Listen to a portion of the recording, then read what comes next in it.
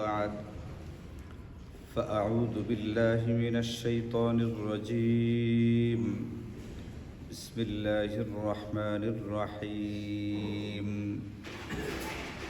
وكذلك جعلناكم أمة وسطا لتكونوا شهداء على الناس ويكون الرسول عليكم شهيدا وما جعلنا القبلة التي كنت عليها إلا لنعلم من يتبع الرسول ممن ينقلب على عقبيه وإن كانت لكبيرة إلا على الذين هدى الله وما كان الله ليضيع إيمانكم إن الله بالناس لرؤوف رحيم صدق الله مولانا العلي العظيم سبحانك لا علم لنا إلا ما علمتنا إنك أنت العليم الحكيم আলহামদুলিল্লাহ, আল্লাহ পাকের অসংখ্য মেহেরবানি আর দয়া যে আল্লাহ তাআলা আমাদেরকে পবিত্র কুরআনুল কারীমের তাফসীরের মজলিসে বসার তৌফিক দিয়েছেন। আজকে আমরা গত 2 সপ্তাহের মতোই সূরাতুল বাকারা এর 143 নম্বর আয়াতে কারিমা আবারও তেলাওয়াত করেছি। এই আয়াতে কারিমার মধ্যে আমরা গত 2 সপ্তাহ ধরে শুনছি যে আল্লাহ তাআলা কিবলা পরিবর্তন সংক্রান্ত একটা বিষয় আলোচনা করেছেন। কিবলা কখন কোন দিকে হবে সেটা সম্পূর্ণই আল্লাহ পাকের ব্যাপার। বান্দার করণীয় হচ্ছে আল্লাহর পক্ষ থেকে যখন যা আদেশ আসবে, নির্দেশ আসবে, সেটার উপরে আমল করে যাওয়া। তো যারা কিবলা পরিবর্তনকে কেন্দ্র করে বেহুদা কথাবার্তা বলেছে, আল্লাহ তাআলা তাদের সম্পর্কে বলছেন সায়াকুলুস সুফাহা, এরা হচ্ছে নির্বোধ। কারণ আল্লাহ পাকের আদেশের উপরে কোনো আপত্তি, ওজর ইত্যাদি চলে না। আল্লাহ যা বলবেন সেটা করাই হচ্ছে বান্দার জন্যে বুদ্ধিমত্তার পরিচয়। তো এখানে আল্লাহ তাআলা কিবলা কেন পরিবর্তন করতে গেছিলেন তার একটা কারণ বর্ণনা করতে গিয়া উম্মতে মুহাম্মাদিয়ার একটা অতি গুরুত্বপূর্ণ বৈশিষ্ট্যের কথা আলোচনা করেছেন, যেটা আমরা কিছুটা গত তাফসীরের মজলিসে আলোচনা করেছি যে আমাদের ভিতরে একটা মধ্যপন্থার সিফাত বা গুণ আসতে হবে, ভারসাম্যপূর্ণ একটা মেজাজ আমাদের ভিতরে থাকতে হবে। আমাদের জিন্দেগির সকল ক্ষেত্রেই এই মধ্যপন্থাটা অতি জরুরি একটা ব্যাপার। যদি আমরা আমাদের জিন্দেগিতে এই মধ্যপন্থার ব্যাপারটা আনতে পারি তাহলে আল্লাহ তাআলা হাসরের ময়দানে আমাদেরকে একটা বিশেষ মর্যাদা দিবেন। এটা আমি আপনাদেরকে গত তাফসীরের মজলিসে ইঙ্গিত করেছিলাম। তো আজকে আগে শুনি যে আল্লাহ তাআলা হাসরের ময়দানে এই বিশেষ মর্যাদাটা কি, যেটা আমরা পেতে পারি। এটা আমরা যারা এই মুহূর্তে আছি উম্মতে মুহাম্মাদিয়া, কিয়ামত পর্যন্ত নবীজি সাল্লাল্লাহু আলাইহি ওয়াসাল্লামের যত উম্মাহ এই পৃথিবীতে আসবেন তাদের মধ্যে যারা ভারসাম্যপূর্ণ মেজাজের অধিকারী হবে, যাদের মেজাজের ভিতরে ইফরাত এবং তাফরিদ থাকবে না, বাড়াবাড়ি ছাড়াছাড়ি এটার কোনো একটা থাকবে না, প্রান্তিকতা মুক্ত যারা হবে তাদেরকে আল্লাহ তাআলা হাসরের ময়দানে একটা বিশেষ মর্যাদা দেবেন। সেটা হচ্ছে এটা, আমি যদি আপনাদেরকে আগে বাংলায় এটা বলি, এরপরে যদি অনুবাদটা করি তাহলে বুঝতে সুবিধা হবে। হাসরের ময়দানে আল্লাহ তাআলা অন্যান্য নবীর উম্মতদেরকে যখন কাঠ গড়ায় উঠাবেন যে তোমরা কেন ঈমান আনলে না, তোমাদেরকে তো ঈমান আর আমলের দাওয়াত দেওয়া হয়েছিল, তো ঈমান আর আমল কেন আনো নাই, এটার কারণে আজকে তোমাদেরকে জাহান্নামে যেতে হবে। তখন অন্যান্য নবীগণের যারা উম্মত তারা এটাকে সম্পূর্ণ অস্বীকার করে বলবে, হে আল্লাহ, আমরা ঈমান কিভাবে আনবো, আমাদেরকে তো কেউ দাওয়াত দেয় নাই, আমাদেরকে কেউ বলে নাই যে ঈমান আনা উচিত। আপনারা বলেন হযরত নূহ আলাইহিস সালাতু ওয়াস সালাম দাওয়াত দিবেন না? কতদিন দাওয়াত দিচ্ছেন বলতে পারেন কেউ? 950 বৎসর দাওয়াত দিচ্ছেন, কুরআনুল কারীমের মধ্যে আছে এটা। তো তারা পুরা অস্বীকার করবে আমাদেরকে কেউ কি করে নাই, দাওয়াত দেয় নাই। সাইয়্যিদুনা হযরত ইব্রাহিম আলাইহিস সালাতু ওয়াস সালাম যে দাওয়াত দিচ্ছেন, এটা আপনাদের জানা আছে না ঘটনা? দাওয়াতের কাজ করতে গিয়ে তাকে কখনো অগ্নিতে নিক্ষিপ্ত হইতে হয়েছে, কখনো বাড়িঘর ছাড়তে হয়েছে, কত রকমের তার বিপদ আপদ দিয়া ঝড় মোকাবেলা করে তার জিন্দেগি পার করতে হয়েছে। এই সব কিছু অস্বীকার করে বসবে না। আগের নবী যারা ছিলেন তার উম্মতদেরকে যখন বলা হবে তোমরা কেন ঈমান আনলে না, তোমাদেরকে তো আজকে জাহান্নামে যেতে হবে, তারা বলবে আমাদেরকে কেউ কি করে নেই, দাওয়াত দেওয়া নেই। তখন আল্লাহ তাআলা নবীদেরকে ডাকবেন, একে একে ডেকে জিজ্ঞেস করবেন তোমরা কি দাওয়াতের কাজ করো নাই? নূহ তুমি কি দাওয়াত দেও নাই তোমার লোকদেরকে? ইব্রাহিম তুমি কি দাওয়াত দেও নাই? ইসমাইল তুমি কি দাও নাই? একজন একজন করে প্রতি নবীকে আল্লাহ তাআলা বলবেন তোমরা কি দাওয়াতের কাজ করো নাই? তো ওনারা বলবেন যে হ্যাঁ আমরা দাওয়াতের কাজ করেছি, আপনার পক্ষ থেকে আমাদেরকে যে জিম্মাদারি দেওয়া ছিল দাওয়াত এবং তাবলীগের, আমরা আমাদের দায়িত্ব সর্বোচ্চটুকু দিয়া করার কি করেছি, চেষ্টা করেছি। এবার নিয়ম হচ্ছে মামলা যখন চলতে থাকে, দুইটা যখন বিরোধী পক্ষ দাঁড় হয়ে যায় তখন এত সাক্ষীর দরকার। এখন আগের জামানার নবীদের পক্ষে সাক্ষীর দরকার, তারা যে দাওয়াতের কাজ করেছেন, তারা যে দাওয়াত দিয়েছেন, আল্লাহ বলবেন যে হে নবীগণ আপনারা আপনাদের পক্ষে সাক্ষী পেশ করেন যে আপনারা দাওয়াতের কাজ ঠিকঠাক মতো করেছিলেন। তখন আগের জামানার নবীরা সাক্ষী হিসাবে আমরা যারা উম্মতে মুহাম্মাদিয়া আমাদেরকে পেশ করে বলবেন এরা হচ্ছে আমাদের পক্ষের সাক্ষী। বুঝতেছেন বাবুল ভাই? আপনি কার পক্ষে সাক্ষী হয়ে দাঁড়াইবেন? আগের জামানার নবীদের পক্ষে।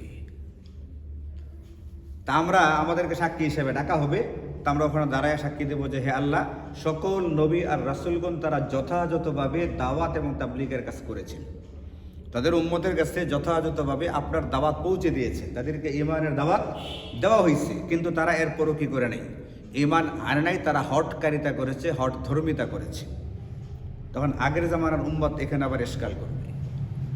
আপনারা দেখছেন না কোর্টে এক পক্ষের উকিল একটা কিছু বললে অন্য পক্ষের উকিল সেখানে আবার কি করে আপত্তি জানায়, এরকম একটা আপত্তি ওজোর চলতে থাকবে। তারা বলবে যে হে আল্লাহ ইনারা যে আমাদেরকে দাওয়াত দিচ্ছেন, আমার জামানার নবী যখন আমাকে দাওয়াত দিচ্ছেন তখন তো উম্মতে মুহাম্মাদিয়া সেখানে উপস্থিত ছিল না। কোনো একটা ঘটনার পক্ষে সাক্ষী দিতে গেলে সাক্ষী কি ওই ঘটনাস্থলে কি করতে হয়, উপস্থিত থাকতে হয়, অন্তত ওই সময়ে থাকতে হবে, ওই কালে থাকতে হবে। আচ্ছা বলেন আমরা যারা এখানে আছে আমরা কেউ হযরত নূহ আলাইহিস সালাতু ওয়াস সালামের জামানায় ছিলাম? আপনি ছিলেন বাবুল ভাই নূহ আলাইহিস সালামের জামানায়? তা আমরা ওই সময়ে হযরত নূহ আলাইহিস সালাম তার উম্মতদেরকে দাওয়াত দিয়েছেন কিনা আপনি কেমনে সাক্ষীটা দিলেন? তারা এই আশকালটা করবে, আপত্তিটা করবে এটা যে আল্লাহ এটা কীভাবে হয়, এরা তো আমাদের কালে ছিলই না, এরা পৃথিবীতে আসছে হলো একবারে সর্বশেষ নবীর উম্মত হিসাবে, তারা কিভাবে আমাদের বিরুদ্ধে সাক্ষী দেয়, কিভাবে তারা নবীগণের পক্ষে সাক্ষী দিল? এটা তো একটা অসুবিধা। প্রশ্ন কি যুক্তিসঙ্গত কিনা? তখন আল্লাহ তাআলা আবার আমাদেরকে জিজ্ঞেস করবেন তোমরা যে সাক্ষী দিলা তোমরা কিভাবে সাক্ষী দিলা? ঠিকই তো, তোমরা তো ওই জামানায় ছিল না, তাহলে তোমরা কিভাবে সাক্ষী দিলা? তো ইনশাল্লাহ আমরা বলবো এটা কারা, আমরা এটা বলবো যে হে আল্লাহ আমরা এটা এইভাবে বলেছিলাম যে আপনি আমাদের কাছে যে নবী পাঠিয়েছেন, আমাদের নবী যে আমাদেরকে বলছেন আগের জামানার প্রতিজন নবী তার উম্মতকে যথাযথভাবে দাওয়াত দিচ্ছেন, আমার নবীর মাধ্যমে আপনি যে কিতাব নাজিল করেছিলেন কুরআনুল কারীম, এই কুরআনুল কারীমের ভিতরে অসংখ্য ঘটনা আপনি নিজে বর্ণনা করে দিয়েছিলেন যে আগের জামানার নবীগণ ঠিকঠাক মতে দাওয়াতের কাজ করেছেন। আমরা আমাদের নবীজির কথাও বিশ্বাস করেছি, আমরা আমাদের উপরে নাজিল হওয়া কুরআনুল কারীমের প্রত্যেকটা কথা বিশ্বাস করেছি। নবীর কথা এবং কুরআনের কথার ভিত্তিতে আমরা সাক্ষী দিলাম যে আগের জামানার প্রতিজন নবী তাদের উম্মতদের কাছে যথাযথভাবে দাওয়াত এবং তাবলীগের কাজ করেছেন। তো আল্লাহ বলেন ঠিকই, কোরআন তো নাজিল করছেন কি আল্লাহ তাআলা। নূহ আলাইহিস সালাম 950 বছর দাওয়াত দিয়েছেন, আমরা কোত্থেকে পাইছি?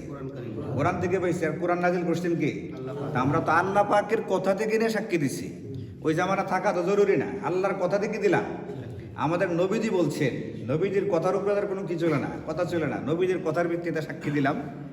এইভাবে যখন আমরা সাক্ষী দিব, এখন আমাদের এই সাক্ষ্যটাকে ঠিকঠাক কিনা, আমাদের যে সাক্ষীটা দিলাম সাক্ষী হিসাবে সাক্ষ্য আদালতে পেশ করলাম আল্লাহ পাকের আদালতে, তা আমাদের নবীজিকে আমাদেরকে এই কথা বলছেন কিনা, এই কোরআন আমাদেরকে দিচ্ছেন কিনা আল্লাহ পাকের পক্ষ থেকে আইনা, এইটার জন্য আবার আমাদের পক্ষে সমর্থন করার জন্য আমাদের নবীজিকে আল্লাহ তাআলা ডাকবেন। নবীজি আপনি আসুন, আপনি বলুন যে আপনার উম্মত যে সাক্ষ্য দিচ্ছে এটা কি ঠিক না ঠিক না? তো নবীজি বলবেন যে আমার উম্মত ঠিক সাক্ষ্যই দিচ্ছে, কারণ আমি আমার উম্মতকে বলছি এবং আমি কোরআন তাদেরকে দিয়েছি আপনার পক্ষ থেকে নিয়ে। এটার ভিতরে এই কথা পরিষ্কারভাবে বলে দেওয়া আছে আগের জামানার কোনো নবী তাদের দাওয়াতের কাজে কোনো রকম ঘাটতি করেন নাই।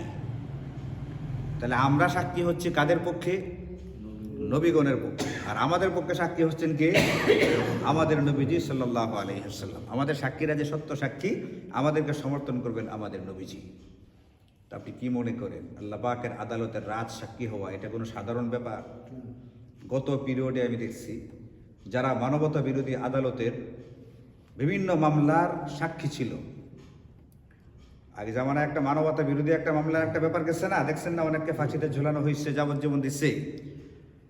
তাদের বিরুদ্ধে সাক্ষী দেওয়ার জন্য বিশেষ কিছু সাক্ষী তৈরি করা হয়েছে, এদেরকে প্রশিক্ষণ দেওয়া হয়েছে।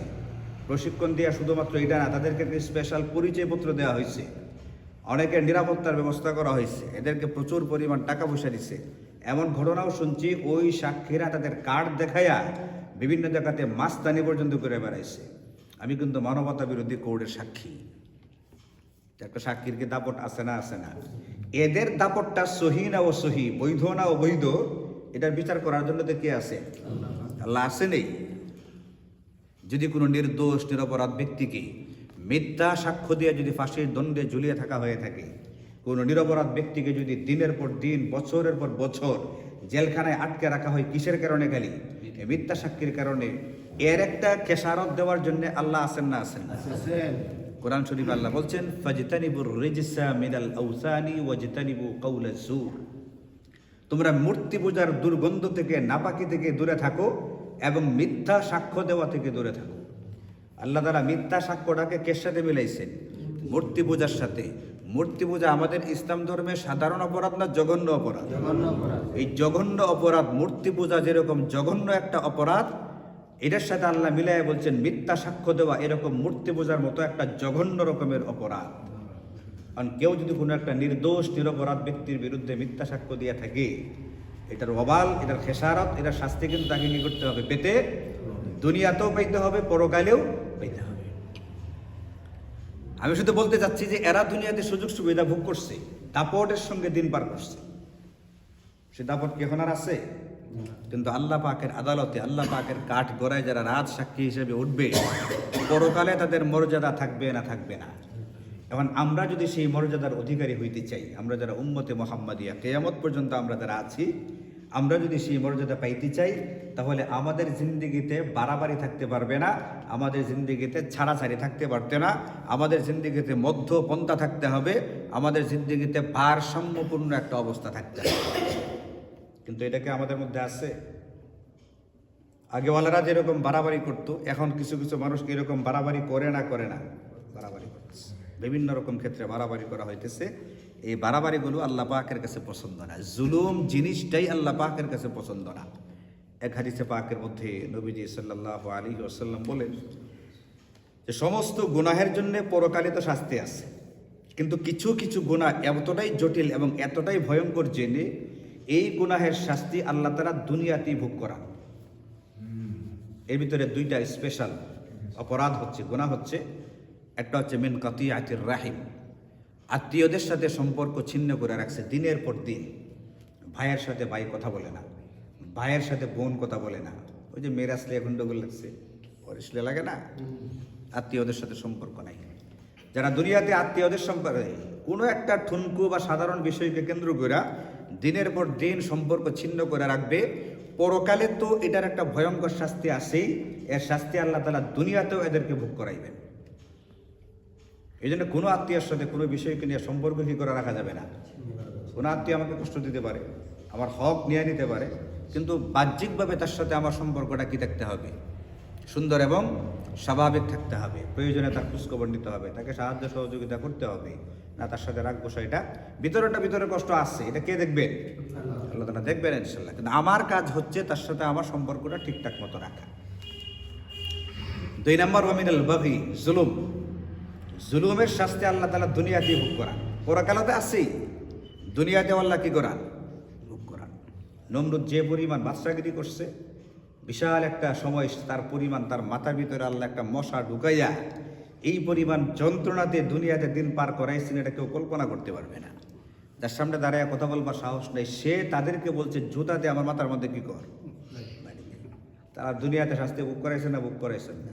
এই ধরনের নজির কি একেবারে অতি সম্প্রতিকালে এই পৃথিবীর তো এখন অনেকগুলো রাষ্ট্র এই জাতীয় নজিরকে আমরা আমাদের চোখে দেখি নেই।